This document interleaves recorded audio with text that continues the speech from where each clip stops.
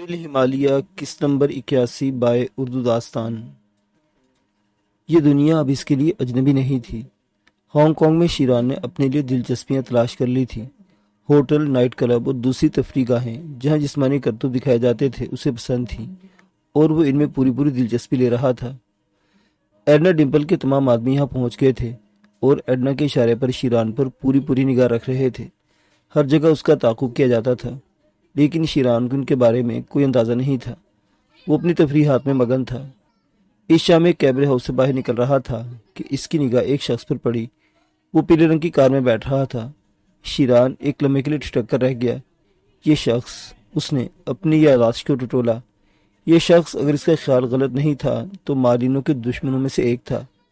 ان دشمنوں سے ایک جن کی تصاویر اسے دکھائی گئی تھیں، اور اس کا نام بریٹو تھا، ڈاکٹر بریٹو۔ شیران کے تن بدن میں سنسنی دوڑ گئی تھی۔ اس نے پھرتی سے اپنی کار کی طرف دوڑ لگائی اور پیلی کار کے تعاقب میں لگ گیا۔ وہ کار ایک خوبصورت عمارت میں داخل ہو گئی تھی۔ شیران نے اپنی کار تھوڑی دور روک لی اور اتر کر عمارت کے اطراف کا جائزہ لینے لگا۔ وہ اہم فیصلے کر رہا تھا۔ اندر کے بارے میں اسے کوئی اندازہ نہیں تھا کہ وہاں کتنے افراد ہیں، لیکن اگر افراد کی پرواہ کی جائے تو بریٹو کی موت ممکن نہیں ہے۔ پھر اس کے علاوہ چارہ کار نہیں تھا کہ وہ اندر داخل ہو کر بریٹو کو ہلاک کرنے کی کوشش کرے۔ چنانچہ وہ گیٹ کی طرف بڑھ گیا۔ گیٹ پر ایک مقامی چوکیدار موجود تھا، لیکن اس وقت شیران کو حیرت ہوئی جب چوکیدار نے اسے دیکھتے ہی سلام کر کے جلدی سے دروازہ کھول دیا تھا۔ شیران حیرت زدہ ضرور ہوا تھا، لیکن اس نے کسی قسم کی جھجک کا اظہار نہیں کیا اور سیدھا اندر داخل ہو گیا۔ اسے صورتحال کا علم نہیں تھا، جبکہ چوکیدار نے صرف اس کی شکل و صورت سے دھوکہ کھایا تھا۔ پہاڑی قبائلی نوجوانوں کا اس عمارت سے گہرا تعلق رہا تھا، اور چونکہ نعمان خان کے بھائی وغیرہ وہاں آتے جاتے رہتے تھے، اس لیے چوکیدار دھوکہ کھا گیا تھا۔ شیران کو اس کی امید نہیں تھی کہ اسے اس آسانی سے اندر داخل ہونے کا موقع مل جائے گا۔ بہرحال موقع سے فائدہ حاصل کرنا بھی حماقت تھی، چنانچہ وہ اندر داخل ہو گیا۔ عمارت کافی عمدہ تھی۔ صدر گیٹ سے اندر داخل ہو کر ایک وسیع ڈائننگ ہال میں داخل ہو گیا۔ یہاں اسے ایک مقامی نوجوان صفائی کرتا نظر آیا۔ ڈاکٹر کہاں ہے؟ اس نے بے اختیار پوچھا۔ مقامی زبان استعمال کی تھی۔ صفائی کرنے والے نوجوان نے اوپر اشارہ کر دیا تھا۔ ہال کے دونوں طرف سیڑھیاں اندر جاتی تھیں۔ شیران اطمینان سے ان سیڑھیوں کی طرف بڑھ گیا۔ اوپر کئی کمرے تھے۔ وہاں دروازوں کی تعداد کافی تھی، لیکن شیران حتی الامکان ان کی نگاہوں سے بچتے ہوئے کمروں میں جھانک رہا تھا۔ پھر ایک کمرے میں سے بریٹو نظر آ گیا۔ وہ ایک گاؤن پہن کر باتھ روم سے نکلا تھا۔ شیران نے دستک دی اور اندر سے آواز سنائی دی، آ جاؤ۔ شیران دروازہ کھول کر اندر داخل ہو گیا۔ بریٹو سے دیکھ کر چونک پڑا۔ میں نے تمہیں نہیں پہچانا، کون ہو تم؟ مجھے آپ سے ایک ضروری کام ہے بریٹو۔ بیٹھو، کیا بات ہے؟ غالباً تم بھی قبائلی ہو۔ ہاں، 100%۔ ہماری گفتگو میں کسی کے مخل ہونے کا امکان تو نہیں؟ شیران نے رازداری سے کہا۔ نہیں، یہاں کوئی نہیں آئے گا۔ کوئی خاص بات ہے؟ ہاں، کیا آپ مالینوں سے واقف ہیں؟ شیران نے پوچھا۔ بریٹو چونک پڑا۔ کیوں نہیں؟ کیا یہاں ہانگ کانگ میں موجود ہے؟ اس نے گھبرائے ہوئے لہجے میں پوچھا۔ وہ تو موجود نہیں ہے ڈاکٹر بریٹو، لیکن اس نے کچھ لوگوں کو مخصوص کیا ہے کہ اس کے ان دشمنوں سے انتقام لے جنہوں نے اسے زندگی سے محروم کرنے کی کوشش کی تھی۔ شاید آپ نے ہینڈرک کا نام سنا ہو۔ ہینڈرک قتل کر دیا گیا، بالکل اس طرح جس طرح 8 آدمیوں نے مالینوں کو قتل کرنے کی کوشش کی تھی۔ اس معصوم دیہاتی کو جو سب کے لیے بے ضرر تھا اور صرف جان بچانے کی غرض سے ان کے درمیان آ چھپا تھا۔ تم کون ہو؟ بریٹو کا چہرہ سفید پڑ گیا۔ اس کا نمائندہ شیران۔ شیران نے جواب دیا۔ بریٹو کی آواز بند ہو گئی۔ اس کے چہرے سے بے پناہ خوف ابھر آیا۔ کافی دیر تک وہ پھٹی آنکھوں سے شیران کو دیکھتا رہا۔ یوں لگ رہا تھا جیسے اس کی قوت ارادی بالکل ہی ختم ہو گئی ہو۔ وہ اپنی مرضی سے اپنے ہاتھوں کو جنبش بھی نہیں دے سکتا تھا۔ گو بگو کی اس عالم کا عرصہ کئی منٹ تک جاری رہا۔ شیران کسی شکاری چیتے کی طرح اس کی آنکھوں میں دیکھ رہا تھا۔ اس کے ہونٹوں پر مسکراہٹ تھی، جبکہ بریٹو کی آنکھیں تاریک ہوئی جا رہی تھیں۔ تم شیران ہو؟ وہ مشکل تمام اس کے حلق سے ہوتے ہوئے آواز ابھری۔ ہاں، میں شیرانی ہوں، اور مجھے تمہاری موت کے لیے مقرر کیا گیا ہے۔ نہیں، وہ پرانی بات ختم ہو گئی۔ اب میری تم سے کوئی دشمنی نہیں ہے، لیکن فرض ہوتا ہے۔ تمہاری مالینوں سے کیا دشمنی تھی؟ ان سب کے کہنے سے میں ٹھیک ہے ڈاکٹر بریٹو، لیکن اب موت تمہارا مقدر ہے، اور اب تم اس کے لیے تیار ہو جاؤ۔ شکار پر جب میرے سامنے آ جاتا ہے تو پھر میں اسے چھوڑنے کا قائل نہیں، شیران نے کہا۔ نہیں نہیں، تم مجھے نہیں مار سکتے۔ دفتن بریٹو اپنی جگہ سے چھلانگ لگائی۔ وہ ایک دیوار کے قریب پڑا تھا۔ اس نے اس دیوار میں لگے ہوئے سوئچ بورڈ پر ہاتھ مارنے کی کوشش کی۔ شیران اس حرکت کو سمجھ نہیں سکا تھا۔ اس نے اسے صرف اضطراری فعل قرار دیا تھا۔ وہ پرسکون انداز میں کمر پر ہاتھ رکھے بریٹو کے سامنے کھڑا رہا۔ میں جانتا ہوں اس عمارت میں تمہارے کافی ساتھی ہیں، لیکن بریٹو میری جان، تم نہیں بچ سکو گے، شیران نے کہا اور پیچھے ہٹ کر دروازہ اندر سے لاک کر دیا۔ اب اسے اس کی پرواہ نہیں تھی کہ یہاں اس عمارت میں ڈاکٹر بریٹو کے ملازم اس کے ساتھ کیا سلوک کریں گے۔ چنانچہ دروازے کو بند کر کے وہ پھر بریٹو کی طرف پلٹا۔ اس دوران بریٹو کو موقع مل گیا تھا۔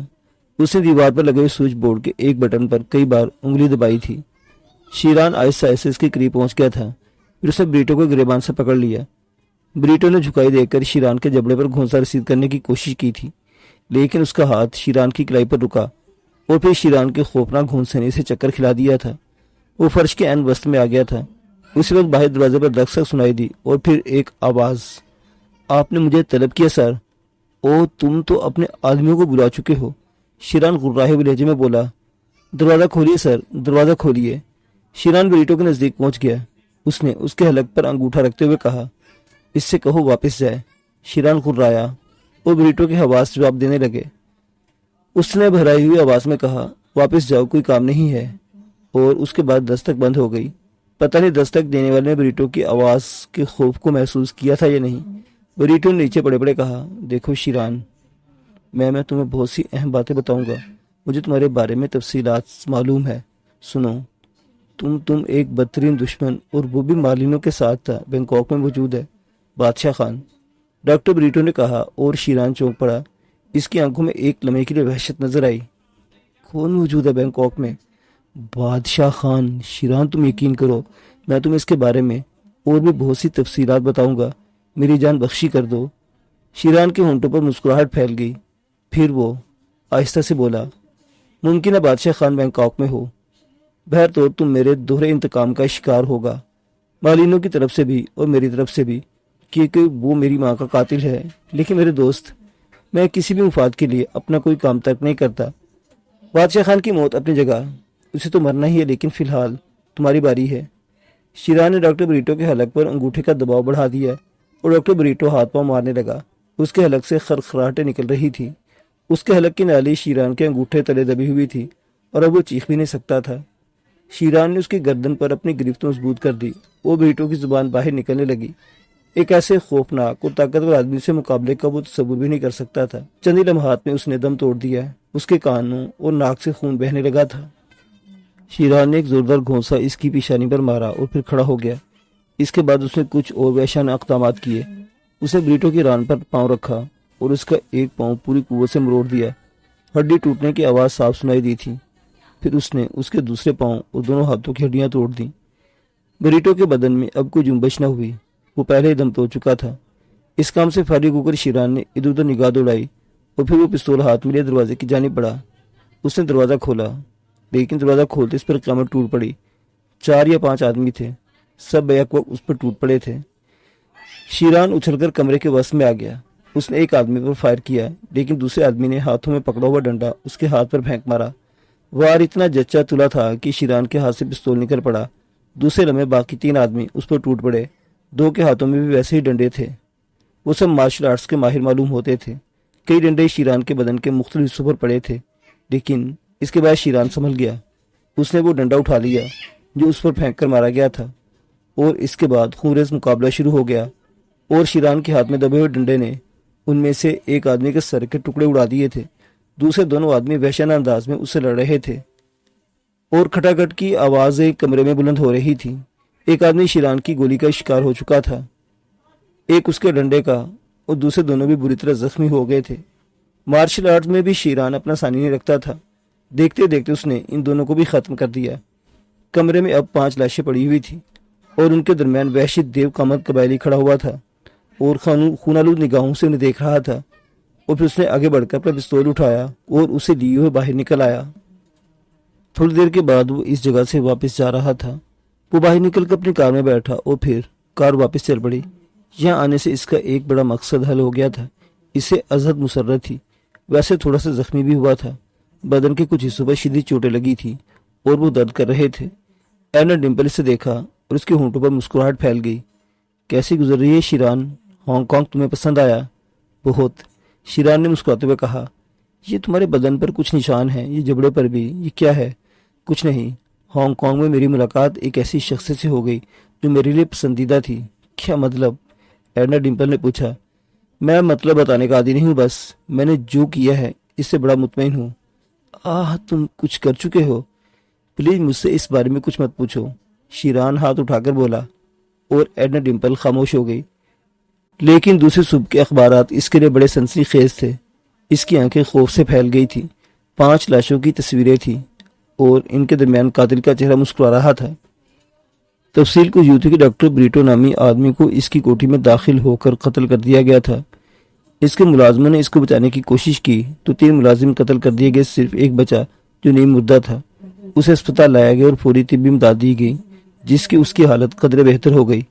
पुलिस ने इसकी यादाश्त के सहारे एक चेहरा तरतीब दिया था जो कातिल का चेहरा है, और ये चेहरा दरअसल शिरानी का चेहरा था। बहुत मामूली सी रद्दोबदल के साथ साफ पहचाना जा सकता था कि ये कबायली शख्स शिरान है। एडना डिम्पल के होश व हवास जवाब दे गए थे। इसने फौरी तौर पर अपने आदमियों से राब्ता कायम किया और राब्ता कायम होने के बाद बोली, सुनो, क्या तुम लोगों ने आज का अखबार देखा है? मैंने देखा है मादाम। क्या शिरान नहीं है? वही है, वही बदबख्त है। ये हमारे लिए अज़ाब जान बन गया है। अब क्या किया जाए? मैडम, 5 आदमियों का कत्ल मामूली बात नहीं। शिरान की जिंदगी भी खतरे में पड़ सकती है। वो जिद्दी आदमी है, बाहर निकले बगैर नहीं रहेगा, और जाहिर है बाहर निकलेगा तो पुलिस का शिकार हो जाएगा। ओहो ओहो, मुझे मशवरा दो, मुझे क्या करना चाहिए? मेरे ख्याल में आपने हांगकांग आकर ही गलती की है। मादाम, मुझे माफ़ कीजिएगा। इस वहशी को जंगलों में रहने दिया जाता तो बेहतर था। मैं जानती हूँ कि दरसरी मैंने ही खुद मोल ली है। मैं अगर खुद ही तंजीम को तजवीज़ पेश न करती तो इस अजाब का शिकार न होती। मैं तो तंग आ गई हूँ। मेरे ख्याल में हांगकांग छोड़ देना चाहिए। लेकिन मादाम, इसे इसके लिए कैसे मजबूर करेंगी? करना होगा, मजबूर करना होगा। अगर वो मेरी बात ना माना तो फिर उसे बेहोश करके ले जाया जाएगा। मेरे ख्याल में मादाम, हमारा मशवरा है कि आप इससे बात मनवाने की कोशिश न करें, बल्कि फ़ौरन इसे नाश्ते पर तलब करें। बेहोशी की दवा का डबल डोज देकर इसे यहाँ से ले चलें। ठीक कहते हो तुम। यूँ करो कि जल्द अज जल्द मेरे होटल पहुँच जाओ। इसे संभालने की कोशिश करती हूँ। ओके मैडम, हम पहुँच रहे हैं। हम बाहर आपका इंतज़ार करेंगे। थोड़ी देर के बाद शिरान के पास पहुँच गई। शिरान इत्मीनान से गुस्ल वगैरह करके फारिग हुआ था और इसने नाश्ते के लिए कह दिया था। हेलो शिरान, नाश्ता किया तुमने? एडना ने पूछा।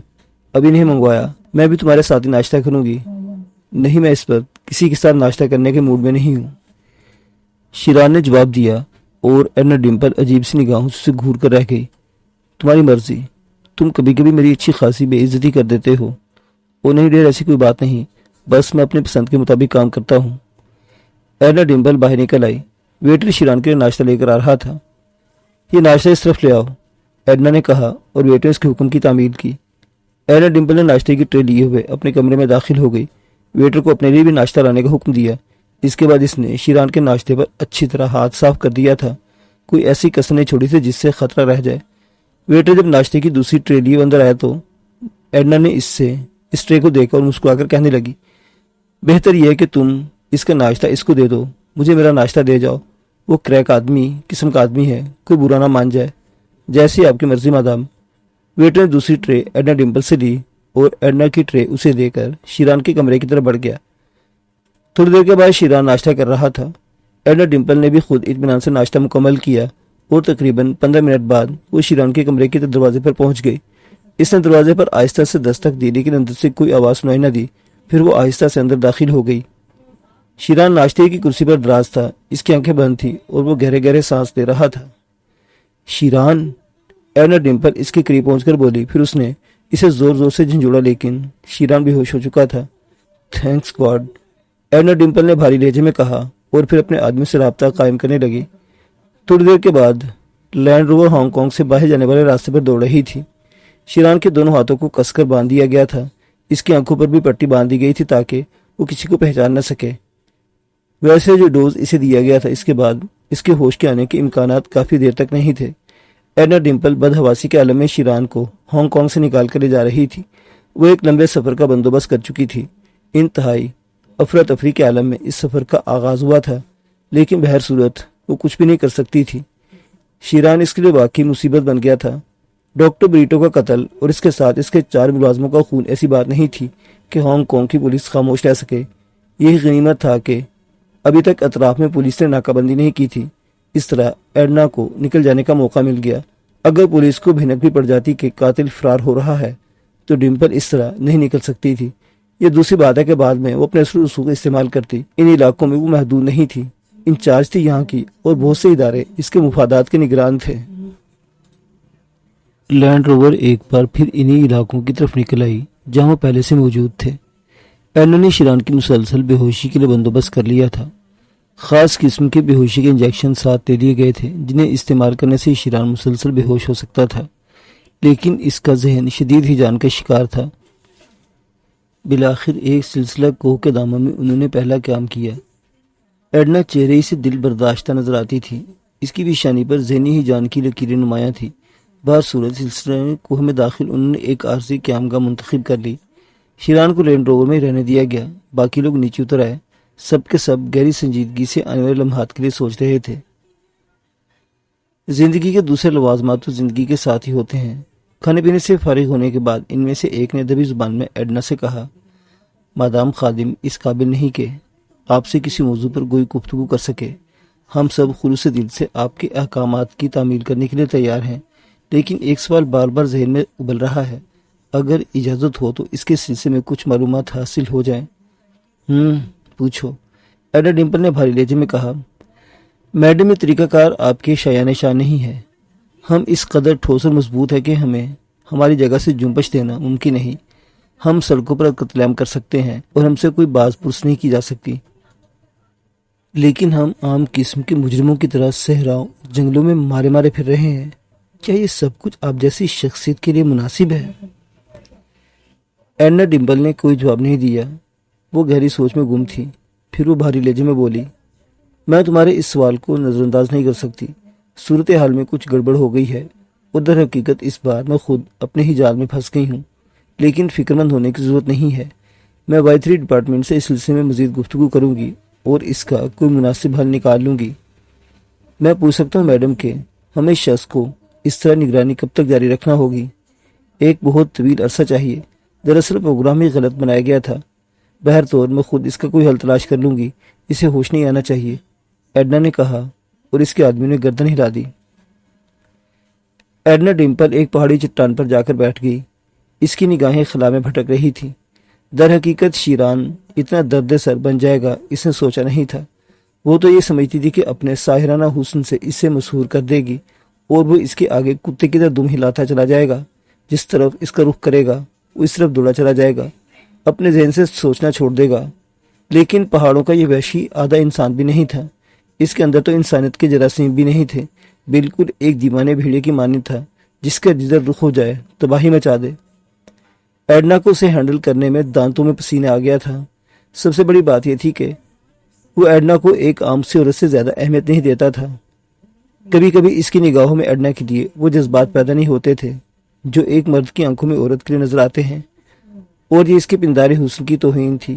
لوگ تو اس کے تلوے چاٹنے کے آرزومند رہتے تھے، اور اگر کبھی وہ کسی کو اس کی اجازت دے دیتی تھی تو وہ خود کو دنیا کا خوش قسمت ترین انسان سمجھتا تھا۔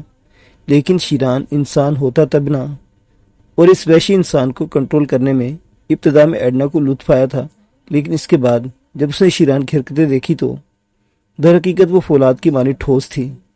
وہ جس ملک کی نمائندہ تھی وہاں اسے ایک عظیم تربیت دی گئی تھی، ایسی تربیت جو انسان کو فولاد بنا دیتی ہے۔ یہ تربیت ایک طرح سے غیر انسانی حیثیت رکھتی تھی، اور اس سے فارغ ہونے کے بعد انسان ایک عام انسان نہیں رہتا تھا۔ لیکن بہر طور وہ عورت تھی، اور اس کی دل کی گہرائیوں میں ایک چھوٹا سا حصہ عورت کی فطرت کا بھی تھا، اور اس فطرت کو وہ ختم نہیں کر سکتی تھی، اور اسی احساس نے اسے ایک ذہنی کرب میں مبتلا کر دیا تھا۔ کافی غور و خوض کے بعد اس نے ایک فیصلہ کیا اور اپنے آدمی کو طلب کیا۔ یہ پاگل ہوش میں آئے گا، اور ہوش میں آنے کے بعد اس کی دیوانگی عروج پر ہوگی۔ میں نہیں چاہتی کہ ہم اس کے اطراف میں موجود رہیں۔ کھانے پینے کی اشیاء کا ذخیرہ کر دو اور اس کے حال پر چھوڑ دو۔ اس سے اتنی دور رہ کر اس کی نگرانی کرو کہ اگر وہ کسی لمحے پریشانی کے شکار ہو تو سنبھالا جا سکے، ورنہ اس کا تنہا رہنا ہی مناسب ہے۔ जिस तरफ जाए इसका ताकुब करते रहो। और आप मैडम, मैं अपने डिपार्टमेंट से इसके सिलसिले में नई इतलात हासिल करना चाहती हूँ। इसके मुझे बड़े ट्रांसमीटर इस्तेमाल करना होंगे जो इस इलाके में जहाँ मेरा क़याम था। तो मैडम क्यों ना हम इसे उस इलाके में ले चलें। इसके अतराफ में तो दूर दूर तक कोई ऐसी जगह नहीं जहाँ पहुँचकर ये हमारे परेशान कुन बन जाए। हाँ, ये भी ठीक है। नया इंजेक्शन कब दिया है इसे? अभी 1 घंटा हुआ मादाम। कम से कम 6 घंटे तक इस इंजेक्शन का असर रहेगा। इसके बाद इसे दूसरा इंजेक्शन देना होगा। मैं ये भी नहीं चाहती कि इसकी ज़िंदगी खतरे में पड़ जाए। एक अजीब से मखमसे में फंस गई हूँ, एडना डिम्पल ने कहा। वह सूरत यहाँ से फौरी तौर पर लंगर उठा दिए गए। लैंड रोवर एक बार फिर सफ़र तय करने लगी और ये सफ़र रात भर जारी रहा। इस वक्त जब सुबह के 5:30 बजने वाले थे, वो अपनी उसी मंजिल पर पहुंच गए जहां एडना डिम्पल शीरान को पहली बार मिली थी। यह उस मखसूस गार में ट्रांसमीटर का एक बड़ा निज़ाम कायम था। पहाड़ी चट्टानों के ऊपर एरियल लगाए गए थे और उस ट्रांसमीटर का रद्दमल बहुत वसी था। यहाँ से वो बैंकॉक गुफ्तगू कर सकती थी। शीरान को लैंड रोवर में छोड़ दिया गया और एडना सुबह के 5:30 या 5:45 बजे के वक्त अपने डिपार्टमेंट से राब्ता कायम करने लगी।